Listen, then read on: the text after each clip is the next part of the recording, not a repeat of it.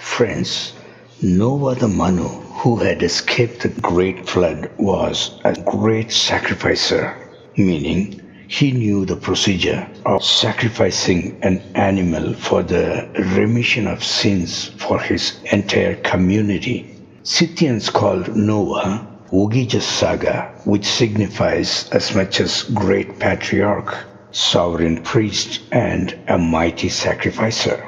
Meanwhile, Shem, his son, had established ancient India.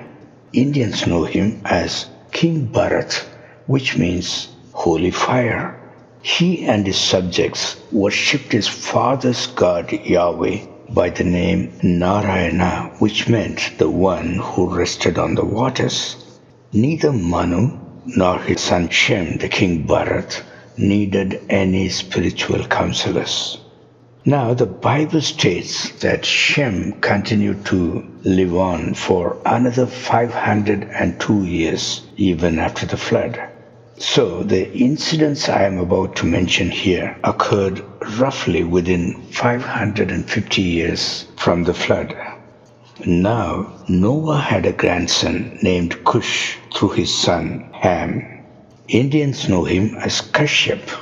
Around 2800 BC, his descendants such as Rama and Krishna gradually started taking over parts of India, and they were against Yahweh God of the ancient Indians because their progenitor Ham, who is known as Kamdev in India, had fallen out with Noah and his god Yahweh. One more thing we need to know here is that Ham's descendants are well versed in magic. Please watch my video, Ham, the father of magic, for further details. Then a real magic happened in India. One of Yahweh-hating invaders named Vishwamitra became the spiritual counselor for Yahweh-worshipping Indians, that is, the Narayan followers.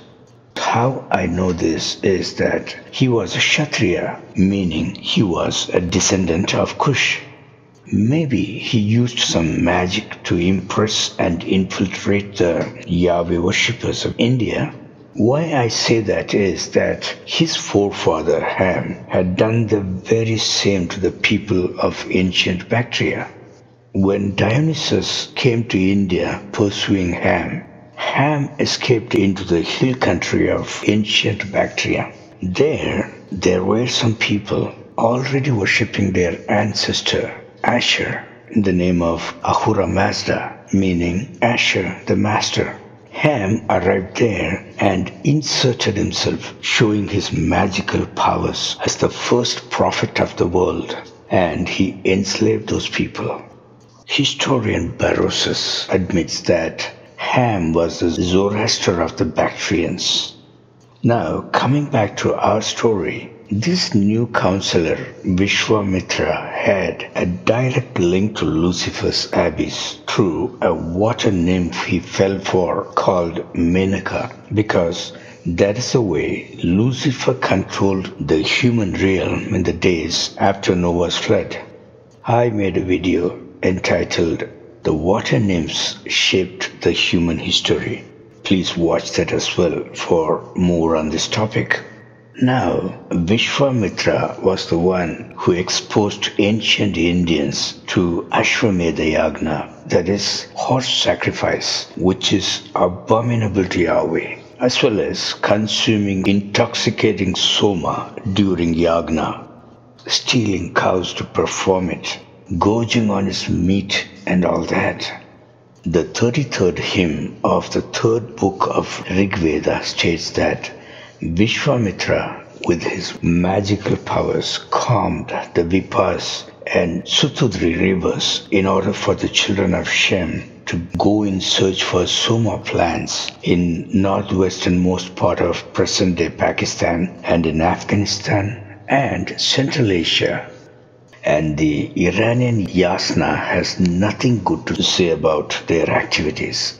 Now, we also read in Rig Veda that someone named Sudas, in a desperate attempt to restore order, fired Vishwamitra and installed another counselor from his own community named Vashishta. Nevertheless, Shem's kingdom came to an end. Now they say that Sudas was a son of Shem. I assume it could be the one they call Arphaxad. Let's look into that in my next video. Thanks for watching.